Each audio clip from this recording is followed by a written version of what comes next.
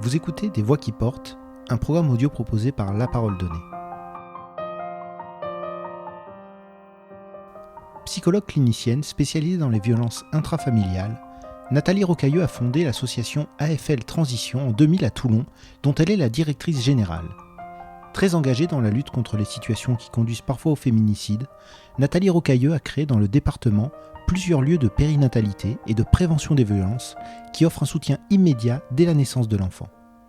Dans cet entretien, la psychologue clinicienne varoise analyse l'origine des violences intrafamiliales et leurs conséquences. Elle détaille également les moyens à mettre en œuvre pour lutter efficacement contre ce fléau. Nathalie Rocailleux, pourquoi, après chaque nouveau féminicide, a-t-on le sentiment que ce drame aurait pu être évité ? J'allais dire c'est un sentiment courant lorsqu'il se passe des drames. Hélas, c'est vrai que lorsqu'on regarde avec de la hauteur et que l'on voit le parcours qu'ont eu les victimes en préalable dans les institutions, on se dit, bah oui, ça aurait pu être évité. Ça veut dire qu'il y a eu soit un maillon qui a manqué, soit une mauvaise prise en charge à un moment donné de la chaîne de coordination des services qui doivent prendre en charge les victimes, et notamment au niveau de la prise de plainte, par exemple, ou au niveau du traitement judiciaire, ou au niveau de la mise à l'abri d'urgence par des services sociaux.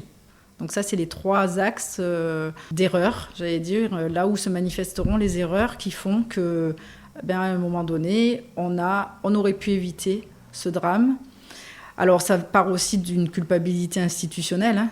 Ça il ne faut pas le cacher. On a des problématiques où on jette l'opprobre aussi sur des institutions qui parfois mériteraient d'être juste un peu plus spécialisées.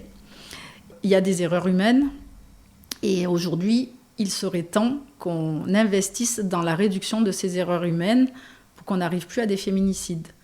Alors après il y a aussi, et ça c'est pas la moindre des causes, il y a aussi l'opinion publique. L'opinion publique, c'est quelque chose qui est un gros fourre-tout de personnes qui se font des opinions sur des logiques, mais qui ne connaissent pas sensiblement, c'est-à-dire vraiment dans la profondeur, les thématiques dont ils parlent. Je m'explique. L'éviction d'auteur. Alors ça, c'est le gros étendard. On va mettre ça en avant. On va faire une éviction d'auteur. Parce que dans la tête de tout le monde, c'est moral d'enlever l'auteur du domicile. Sauf que si l'auteur, il est dans la menace de mort, si on l'enlève du domicile et qu'il sait où retrouver sa compagne, c'est-à-dire donc au domicile, il va revenir et il va tuer. Et la plupart des féminicides se passent dans ces conditions-là. Donc nous, on choisit, pas forcément la morale, mais l'efficacité. C'est-à-dire que oui, on est d'accord, c'est mieux en temps normal d'enlever l'auteur du domicile, de permettre aux enfants de continuer à aller à l'école. Mais s'il y a des menaces de mort, c'est hors de question de faire une demande d'éviction. On met à l'abri d'urgence et on anonyme les personnes. Arrive-t-il que ceux qui n'ont pas pris la mesure de la dangerosité d'une situation reconnaissent leur dramatique erreur d'appréciation ? Mais le jour où ça se passera comme ça, on aura une société meilleure. Le seul problème, c'est que l'introspection, c'est difficile. Ça réveille en premier une grosse culpabilité. Pour qu'on puisse dire « oui, on s'est trompé », il faut d'abord surmonter ça. Il faut d'abord être autorisé à se tromper ou à surmonter ça. Et à ce moment-là, on va former les personnes. On va dire, là, il faut vraiment qu'on ait une grande conscience parce qu'il y a un risque. On va former les institutions pour qu'ils évaluent la gravité et le danger. Pour l'instant, ce n'est pas le cas encore. C'est-à-dire que pour l'instant, on fait beaucoup de communication. Et au niveau des formations faites réellement par des professionnels de ce secteur-là, non, on voit fleurir plein de boîtes de formation qui ne connaissent absolument pas la thématique et qui vont mettre un petit juriste par là, un petit psychologue par là. On se retrouve vraiment sur des formations qui ne sont pas adaptées parce qu'elles ne sont pas réalisées par les bonnes personnes. Pensez-vous que les élus et les institutions ont vraiment l'intention et les moyens d'agir pour protéger les victimes de violences conjugales ? À partir du moment où tout repose dans les départements sur une seule personne, la déléguée aux droits des femmes, alors je dis là, juste parce que ce sont des femmes, il faudrait qu'il y ait déjà des hommes qui s'en occupent. C'est une question qui touche 100% de l'humanité, pas 50% de l'humanité. Les hommes sont aussi capables de réfléchir sur ces thématiques. Bon, ça, c'est autre chose, mais à partir du moment où ça ne repose que sur les épaules d'une seule personne, soit cette personne, elle est vraiment super engagée, c'est-à-dire qu'elle a été aussi militante, soit elle est très professionnelle, ça veut dire que c'est une psychologue ou une juriste et elle connaît parfaitement la question, soit c'est une personne qui est un peu parachutée, qui va essayer de s'approprier le sujet comme elle peut, mais qui va devoir faire de la coordination sans se substituer aux médecins, aux procureurs. Voilà. Donc il faut avoir une personne qui a la tête sur les épaules et une grande... connaissance de comment coordonner, rassembler plutôt que diviser, enfin, etc. Sauf qu'aujourd'hui, sur les territoires, ce n'est pas le cas. Tout le monde se décharge sur la même personne qui n'a en plus pas de service à sa disposition. Donc, on se retrouve finalement avec des personnes qui font des carrières et non pas qui se préoccupent de la politique publique qu'on leur confie. On a vraiment beaucoup d'expérience dans ce sens. Ça suffit que tout repose sur une seule déléguée qui va faire ce qu'elle veut, en fait, en réalité, parce qu'elle a carte blanche pour faire ce qu'elle veut.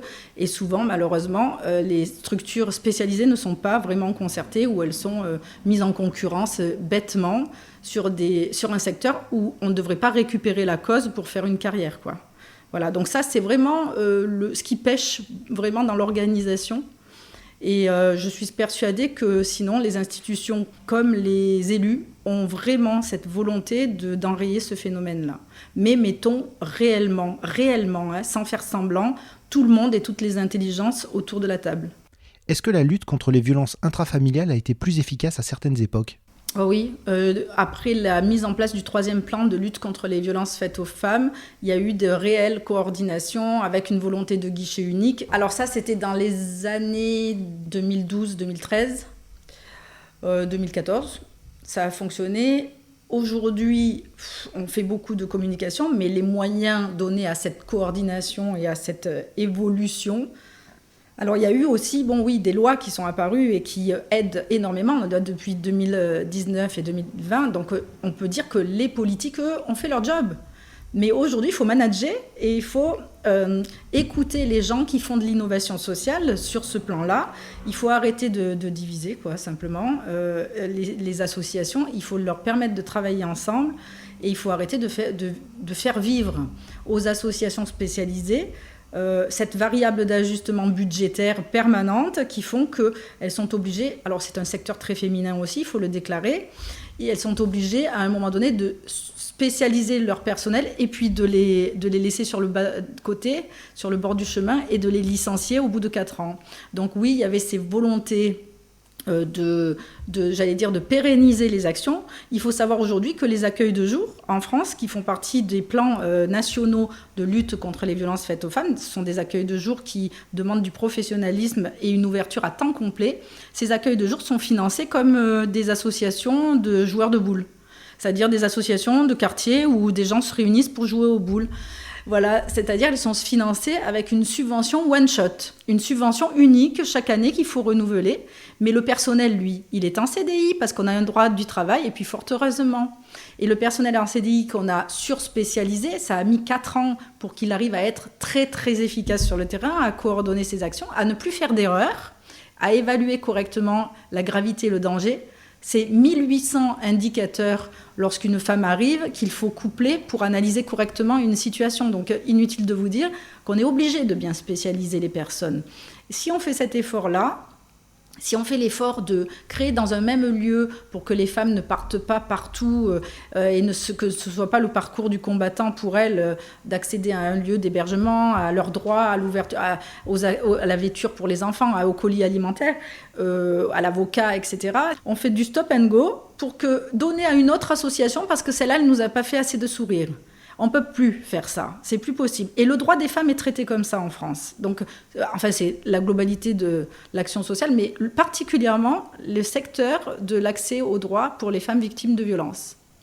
Existe-t-il un profil type d'homme violent avec les femmes ?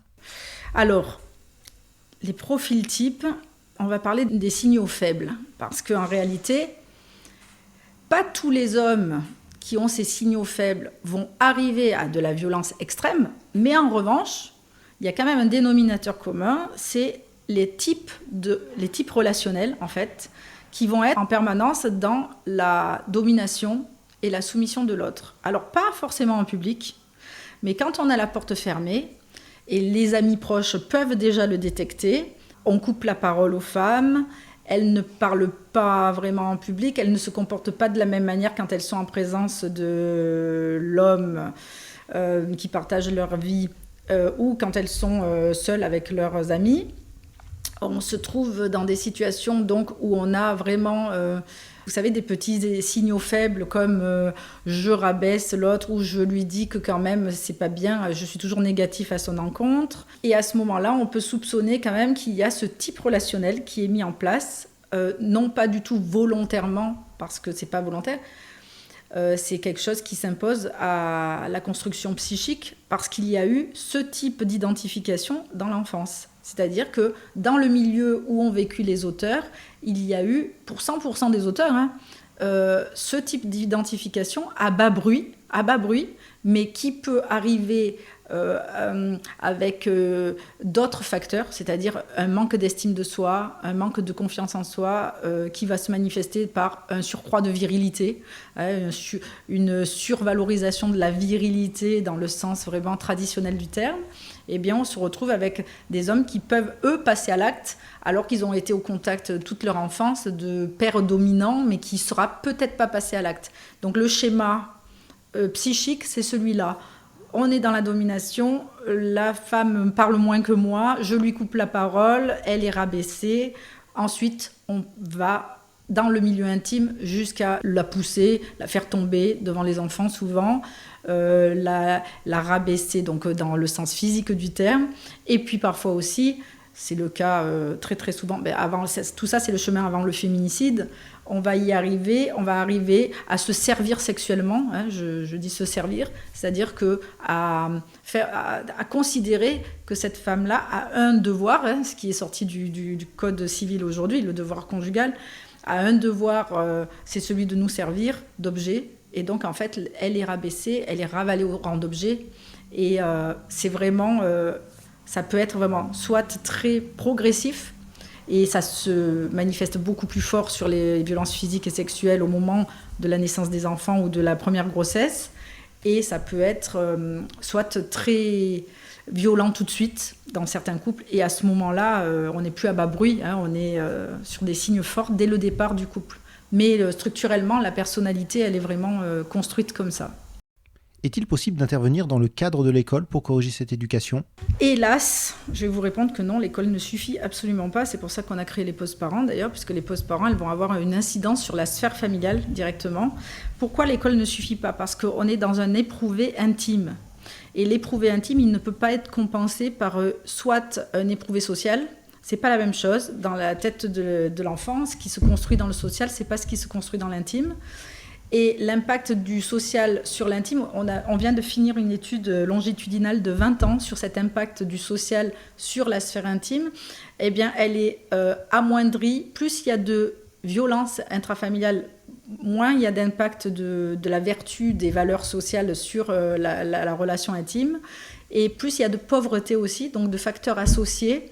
Et plus on vit dans des quartiers, par exemple, violents dans l'environnement, et moins cet impact de l'école et du milieu social en général, même des centres sociaux, etc., aura de l'importance dans la vie intime. Alors pourquoi ? Parce que dans la vie intime, ce qui se passe, c'est l'affect. Et l'affect, ça va ancrer dans le cerveau. C'est aussi de la neurophysiologie. Ça va ancrer dans le cerveau simplement des conditions de stress qui se passent que dans la sphère familiale et qui va modifier aussi l'imagerie cérébrale. Ça, on le sait aujourd'hui. Il y a eu des études qui ont été faites anglo-saxonnes là-dessus. Même sur les nourrissons, on a des imageries cérébrales qui sont totalement différentes si le cortisol, qui est l'hormone du stress, a été sécrété. Et on voit que l'intellectualisation des valeurs à l'école n'a pas un impact assez fort sur l'imagerie cérébrale, sur simplement aussi les conséquences neurophysiologiques que créent que ces valeurs-là vont transporter pour modifier ces types de comportements dans l'intime. Alors ça crée ce qu'on appelle des attachements insécures, l'attachement donc affectif insécure de l'enfant. Insécure, ça veut dire que il a un attachement qui est jamais ordonné par quelque chose de légitime. Ça part dans tous les sens, c'est l'arbitraire le plus total, une gifle peut partir. Les violences touchent vraiment en premier lieu justement ces enfants qui sont victimes des violences conjugales. Et par identification inconsciente, il va y avoir ces schémas-là, ces types relationnels qui vont être pris en soi, tout simplement, dans l'inconscient. Donc il faut agir dans la sphère familiale, il faut agir vraiment sur de la psychothérapie, sur de la prise en charge très très très précoce. Et voilà, les post-parents, c'est vraiment fait pour ça, parce qu'on va travailler à déconstruire ces schémas dès le début de la vie de l'enfant. Existe-t-il un profil type de femme victime de violences intrafamiliales ? Alors là, c'est plus complexe, c'est-à-dire que c'est beaucoup plus fin, c'est-à-dire sur le plan psychopathologique, on a des répétitions qui se font par identification également, mais parfois même lointaine, hein, système grands-parents, tout ce qui est transmis intergénérationnellement. Et puis aussi, on est dans des sociétés du patriarcat, il ne faut pas l'oublier. Donc déjà, la soumission des femmes, elle le transpire partout. Et beaucoup d'hommes nous disent « Mais non, enfin, aujourd'hui, vous avez l'égalité. » Et moi, je leur conseille, mais ouvrez, je ne vais pas vous dire d'aller en jupe et de vous travestir dans la rue pour voir, pour éprouver ce qui se passe de changement. Mais faites une chose, c'est ouvrez juste un profil Facebook de femmes. Et vous allez voir que la parole ne vous est pas du tout donnée de la même manière. Vous allez voir que l'impact ne sera pas le même et que votre parole comptera beaucoup moins. Donc dans le milieu social, on ne peut pas se rendre compte quand on n'est pas du côté j'allais dire de la minorité symbolique. On ne peut pas se rendre compte de ces situations de domination et de soumission. Mais lorsqu'on est une femme, par exemple directrice d'association, qu'on connaît parfaitement son métier, et son sujet, et qu'on va dans des groupes où des gens ont des opinions, et vous allez voir que vous n'aurez pas du tout la même parole, et vous ne serez pas entendu de la même manière qu'un homme qui fait 1m90 et qui va ouvrir, je veux dire, sur une voix très grave. Ça fait beaucoup. Et donc, ce qui prouve qu'on est dans des schémas complètement inconscients de valorisation masculine. Et donc, de fait, les femmes victimes, elles vont s'identifier à tout ça. Si en plus, dans le milieu familial, lorsqu'elles ont été enfants, il suffit juste qu'on leur ait passé le message simplement d'une manière ou d'une autre, bien entendu, s'il y a eu des violences encore plus, hein, mais d'une manière ou d'une autre, si on leur fait passer le message qu'elles sont infériorisées, elles vont... j'allais dire, le désir qui va naître de l'autre, ça va être un désir de combler cette infériorité en allant chercher des hommes très dominants, même inconsciemment. Voilà. Donc, le jour où on travaille, nous, sur la psychothérapie et de l'accompagnement thérapeutique sur le psychotrauma, et que les femmes arrivent à nous dire dans l'intimité de la séance psychologique eh ben oui, j'ai pas de désir pour les hommes qui n'ont pas ces caractéristiques de virilité traditionnelles. Et ça m'embête parce qu'un homme gentil, ben je tomberai pas amoureuse. Et là, on a quand même fait un pas. Et c'est très souvent que ça se passe. Le jour où elles arrivent à le dire, elles commencent déjà à déconstruire ce schéma-là. Et après, c'est tout un travail de longue haleine. Pourquoi les femmes victimes de violences conjugales attendent-elles souvent trop longtemps avant de parler et d'agir ? Oui. Alors, c'est très complexe. C'est vrai que c'est très complexe. Pourquoi ? Parce que selon les milieux, notamment les milieux très traditionnalistes, où il y a de la religion, où il y a, vous avez vu d'ailleurs dans le reportage, il y a des milieux de l'armée, des milieux où on a appris à ne pas avoir d'esprit critique, à se soumettre à l'autorité, mais à une autorité arbitraire. On n'a pas fait la distinction entre se soumettre à une autorité légitime et une autorité arbitraire. L'autorité légitime, ça serait les lois de la République. L'autorité arbitraire, c'est quand on nous dit les lois de la République ne valent pas. Ce qui vaut, c'est mon arbitraire à moi, c'est ma domination ou c'est la religion. Là, on est dans une autorité arbitraire. Ces femmes, souvent, n'ont pas été celles qui restent, j'allais dire, très très longtemps. Nous, on a des femmes qui arrivent à 70 ans, ici. Et elles sont souvent vraiment dans... c'est terrible, parce que plus elles sont restées, plus c'est difficile de dire. Dans le sens où partir à 70 ans, c'est extrêmement douloureux. C'est plus douloureux de partir à 70 ans que de partir à 30 ans avec des jeunes enfants. 70 ans, on a des enfants qui ont 30 ans, qui nous regardent déjà comme une femme infériorisée. Donc en fait, quand tous les facteurs renforcent la relation d'emprise, l'emprise, c'est complexe. C'est-à-dire que oui, il y a une conscience du fait que c'est pas normal, Parce qu'au contact de tous les messages qu'on passe aujourd'hui, c'est pas possible qu'il n'y ait pas de conscience du fait que ce n'est pas normal ce qu'on vit. Donc oui, il y a une conscience, mais il y a une espèce de sécurité psychique à rester. Parce que ces femmes-là ont vraiment une conscience aussi que le départ est douloureux. La justice, tout ce parcours-là, se construire parfois, hein, juste être autonome, ça fait peur. Parce que ce sont des femmes à qui on a dit depuis toujours, seule tu n'es rien, seule tu ne peux pas survivre. Sans moi, tu ne peux rien faire. Mais même dans le milieu d'origine, c'est-à-dire le milieu familial de quand elles étaient petites. On les a dénigrées, on les a rabaissées. Ce sont des femmes qui, si elles sont issues d'un milieu très traditionnel. Ici, par exemple, Toulon, officier de marine. Deuxième population touchée pour nous par les violences conjugales.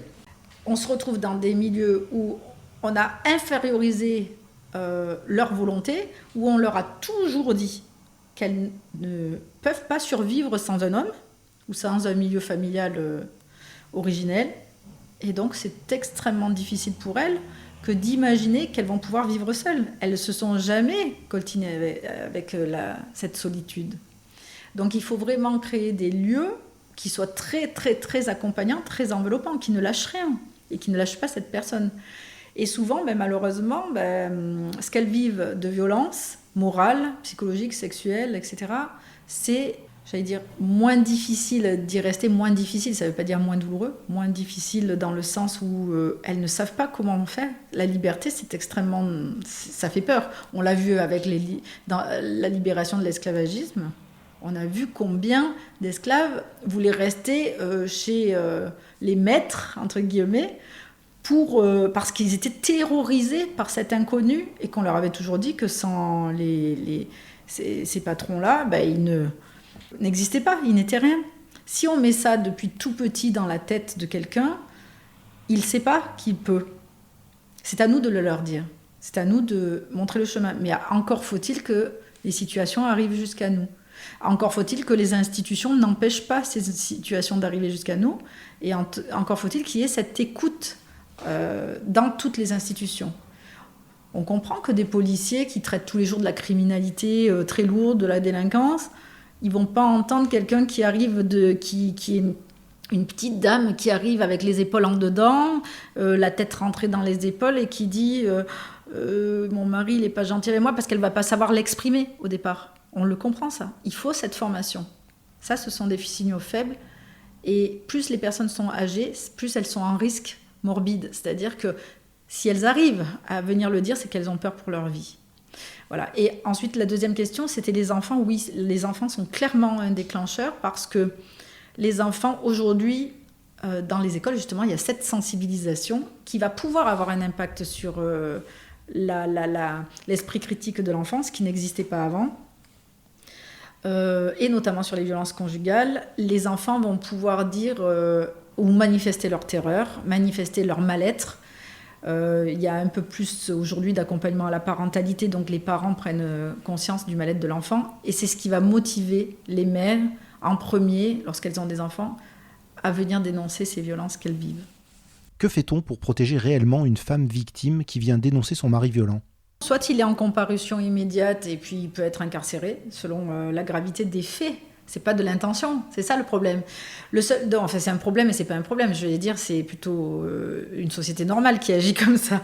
Mais le problème, le vrai problème, c'est que la personne qui va tuer, c'est une personne qui est suicidaire. C'est-à-dire que pour elle, il n'y a plus de sens à l'existence. Il perd l'objet de son attachement pathologique. Si on perd l'objet de son attachement pathologique, c'est-à-dire donc d'interdépendance extrême, puisque l'auteur est aussi très dépendant de sa proie. Hein, c'est terrible, mais voilà, c'est vraiment comme... je donnerais l'image d'un parasite. Il est dépendant de sa proie. S'il perd cet objet-là, qui le sécurise psychiquement, sur lequel il exerce sa tyrannie, et donc s'il perd toute existence parce que la tyrannie n'existe plus, il va avoir une attitude violente, suicidaire. Et en premier, il va vouloir tuer l'autre pour se tuer après ou pour être de toute manière anéanti socialement. Donc pour lui, plus rien ne compte. Ça veut dire que cette personne-là, il va falloir la mettre en milieu fermé, soit psychiatrique fermé, soit en prison, selon sa psychopathologie. Mais il va falloir qu'on la détecte comme étant comme celle-ci. Si on a des bonnes perversions, les personnes cachent énormément ça. Donc elles vont sortir et quoi qu'il se passe, elles vont aller chercher une arme et il va y avoir un passage à l'acte. On ne peut pas imaginer lorsqu'on est, normalement névrosé, que ça peut se passer comme ça dans la tête de quelqu'un. Oui, ça se passe comme ça parce que c'est le dernier geste ultime qui va le faire se sentir vivre. Donc l'éviction d'auteur, si on n'a pas une prise en charge fermée et qu'on n'a pas détecté ça, c'est pour ça qu'on préfère nous mettre à l'abri d'urgence quand il y a des menaces de mort ou qu'il y a déjà eu des tentatives d'homicide. Comment intervient l'association AFL Transition pour aider les femmes victimes de ces violences ? Quand je disais tout à l'heure, on a plus de 1800 indicateurs à analyser, c'est la réalité. C'est-à-dire qu'on doit coupler, lorsqu'une personne passe la porte, avec ou sans enfant, il va falloir qu'on se mobilise un très longtemps pour d'abord accueillir, contenir, permettre à la parole de se libérer. Donc il faut agir sur tous ces plans-là. Ça veut dire qu'il nous faut au moins un psychologue pour débriefer, ce qu'on appelle le diffusing du psychotrauma. Lorsqu'il y a eu un épisode de violence, et c'est très souvent le cas, les personnes arrivent après un épisode de violence fort ou lors du cycle de la violence, juste avant un week-end long ou des vacances où on va avoir peur de ces agissements parce qu'il y a déjà eu des préalables. Donc en fait, dans tous les cas, on va accueillir une personne qui est émotionnellement perturbée. Donc il faut un diffusing pour que la parole puisse se libérer, qu'on prenne le temps de l'écoute et qu'on sécurise la personne dans la relation de confiance que l'on va avoir au professionnel. Il faut un professionnel du travail social. Pourquoi ? Parce que si on n'a pas ce binôme, on se retrouve avec une psychologue qui va faire le travail.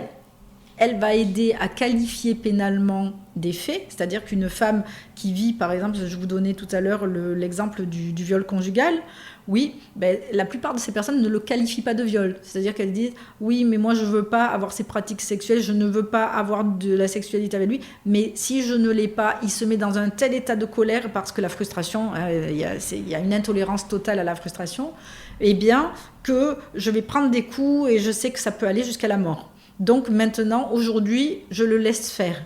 Et je lui dis, vas-y. Situation d'hier, je lui dis, vas-y. Et le monsieur se serre. Ça s'appelle du viol conjugal. Elle n'est pas consentante. Et elle a peur. Et elle subit la sexualité de l'autre. Ça s'appelle du viol. Il faut qu'on qualifie tout ça. Pourquoi ? Parce que si on n'aide pas la dame à mettre de la qualification pénale sur ce qu'elle a vécu, et il n'y a que dans la libération de la parole avec un psychologue, avec vraiment le temps qu'il faut, avec la confiance, que ces dames-là vont pouvoir nous dire, voilà, et là il y a ça, on me menace d'enlever les enfants, voilà, donc là qu'est-ce qu'il va falloir faire à côté ?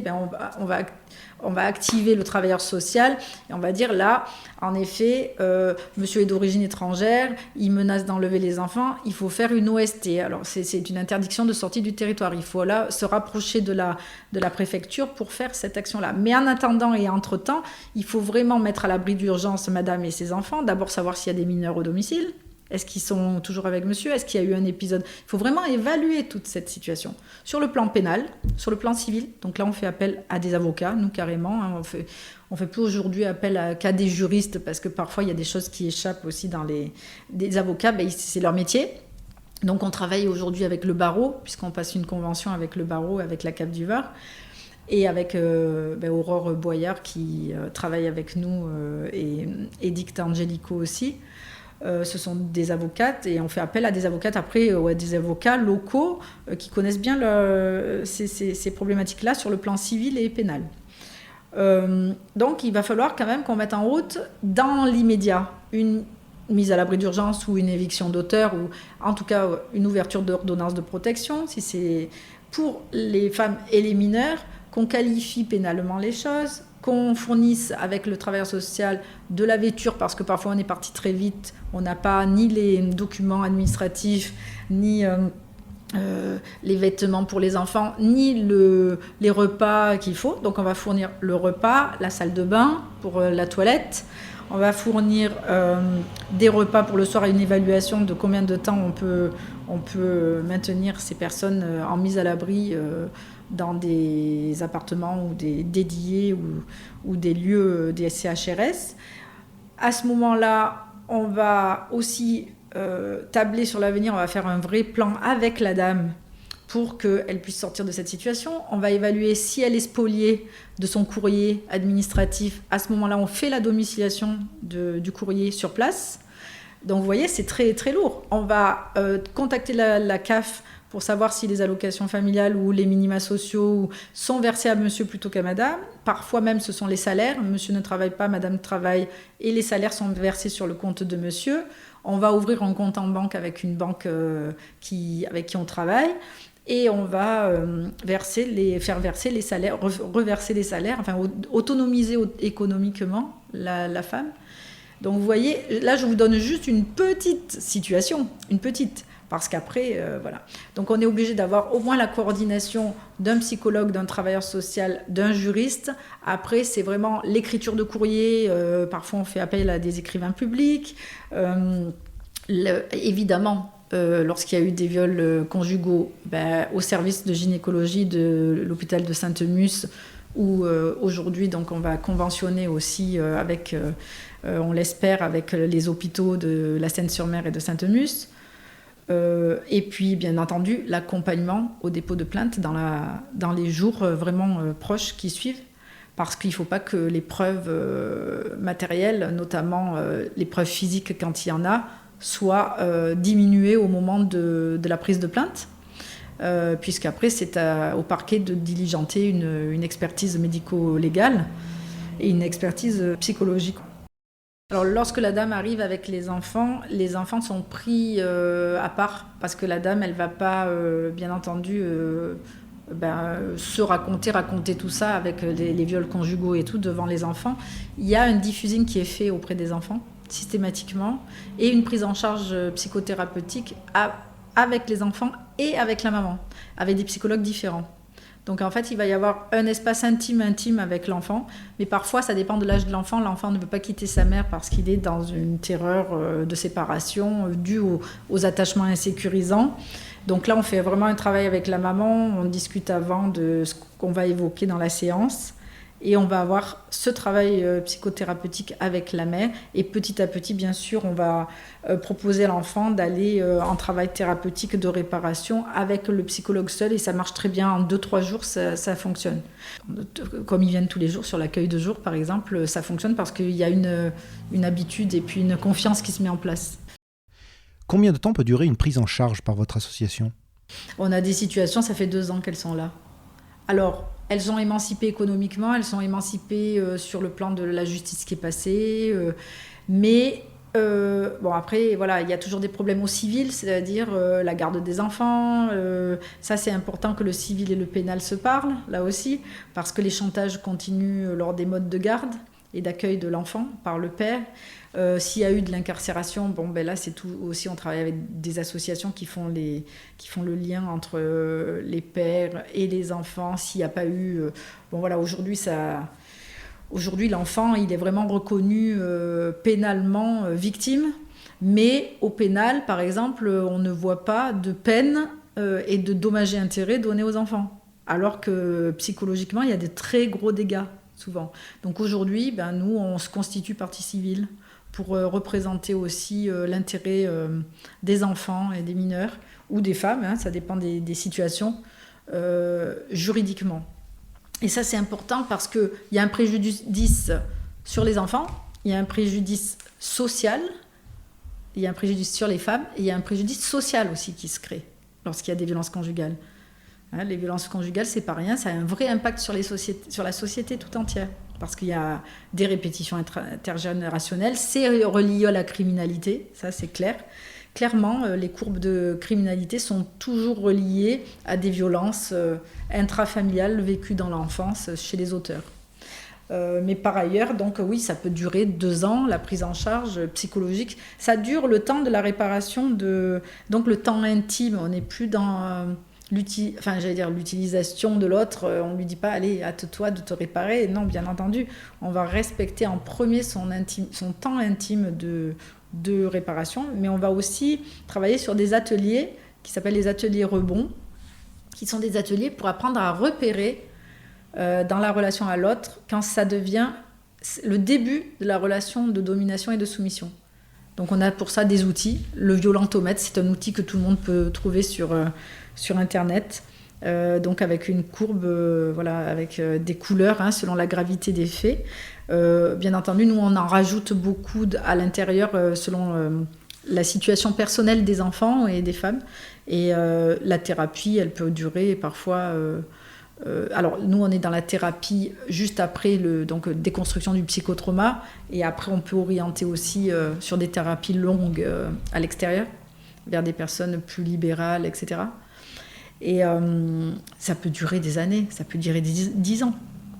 Combien de cas traitez-vous chaque année ? Alors les cas détectés, c'est difficile à dire. Pourquoi ? Parce que nous on a des cas, vous avez les chiffres du parquet qui sont autour de 2500 dans le département, mais là c'est ceux qui a été judiciarisé, qui arrivent sur le bureau du procureur, j'allais dire. Les situations d'AFL, on a beaucoup de situations à bas bruit pour lesquelles les femmes refusent d'aller déposer plainte, mais divorcent et ont besoin de soutien à ce moment-là. Il n'y a pas eu de violence physique, mais du coup elles ne veulent pas qualifier les violences morales pénalement. Et nous on traite à peu près 1500 à 2000 situations par an. Voilà.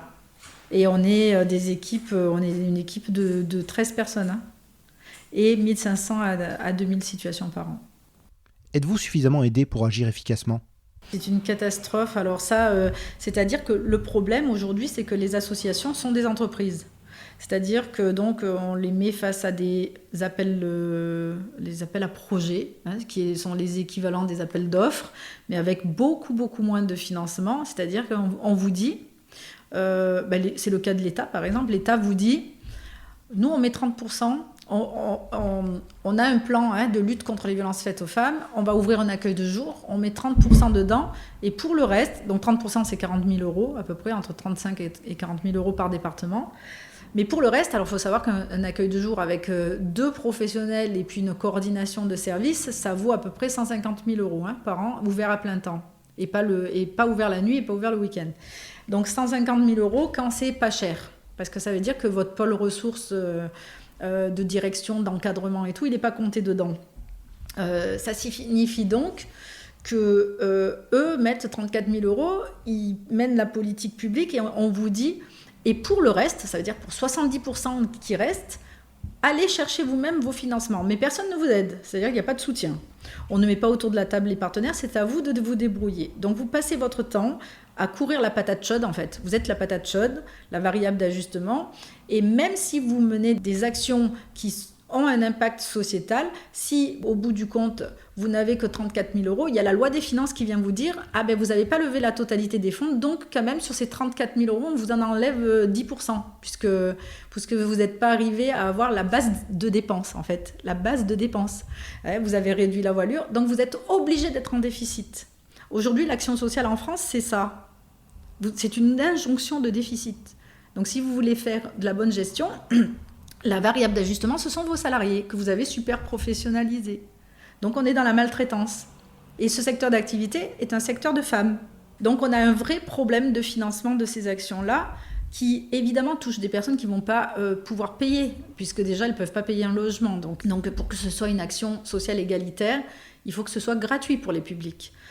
Si c'est gratuit, moi je compare toujours, il viendrait à l'idée de personne de dire au BTP, nous on va construire un bâtiment public pour faire une mairie, mais on vous paie le premier étage et pour le reste, allez chercher ailleurs l'argent. Débrouillez-vous. Le bâtiment public, il va dire, mais vous me prenez pour un crétin. Donc aujourd'hui, moi je leur dis ça, vous nous prenez pour des crétines, parce que c'est vraiment ça. Oui, bien sûr. Tout le monde trouve ça normal. Et lorsqu'on vient demander des subventions pour mettre en œuvre cette action sociale que ne fait plus l'État puisqu'il nous la délègue, Eh bien, et qu'en plus on est innovant, qu'on fait de la recherche, qu'on met vraiment des salariés qui sont extrêmement investis et qui apportent beaucoup de valeur. Et on nous dit, mais on vous a donné 34 000 euros. Je dis, mais vous ne nous donnez rien, c'est plutôt nous qui vous donnons. Ne mettez pas les choses à l'envers. Ils ont l'impression de nous faire l'aumône. Donc vous voyez, il faut que ce changement de regard-là soit opérant. En premier, il faut vraiment qu'on change ce regard-là. Et en premier, il faut que les institutions changent ce regard, et les politiques aussi. On ne nous donne pas. Vous nous déléguez la mission la plus difficile de France. Faites en sorte de mettre les personnes qui sont responsables de ça dans vos institutions au service de la coordination des financements. Mais après, ils ont tout droit, droit de vie, de mort, voilà. Donc le problème, c'est ça aujourd'hui. Lorsqu'on a des vraies volontés, comme à la Seine-sur-Mer, de mettre autour de la table les partenaires financiers, on y arrive en 2 mois. Et c'est vraiment ce qui s'est passé, parce qu'ils avaient une vraie volonté les élus locaux de la Seine ont eu la volonté d'ouvrir cette maison des victimes, et tout s'est bien coordonné. Mais après, l'État est loin d'ici, donc évidemment, il délègue à des gens qui ne sont pas forcément toujours aguerris. Et lorsque ces personnes-là ne connaissent pas l'action sociale et ont cette compétence, d'un coup, on se retrouve avec des gens qui vont plutôt utiliser ça à des fins de carrière personnelle qu'en réalité, en disant « Regardez dans les médias ce que j'ai fait », mais en fait, ils font rien, quoi. Ils savent rien faire, puisque c'est nous qui faisons. Et après, qui divisent les associations entre elles. Et ça marche parce que les associations ont très peur de perdre leur budget. Bien sûr, ils ont peur de licencier, ils ont peur de se retrouver avec 20 ans de travail par terre. Et c'est arrivé, on a perdu le planning familial en 2015, c'était 20 ans de travail par terre. On a reconstruit, bon voilà. Et toujours ça, alors derrière, mais il y avait de la mauvaise gestion. Non, il n'y avait pas de la mauvaise gestion. Il n'y a que des mauvais coordinateurs des financements. Donc ça, c'est pas possible, il n'y a pas de mauvaise gestion.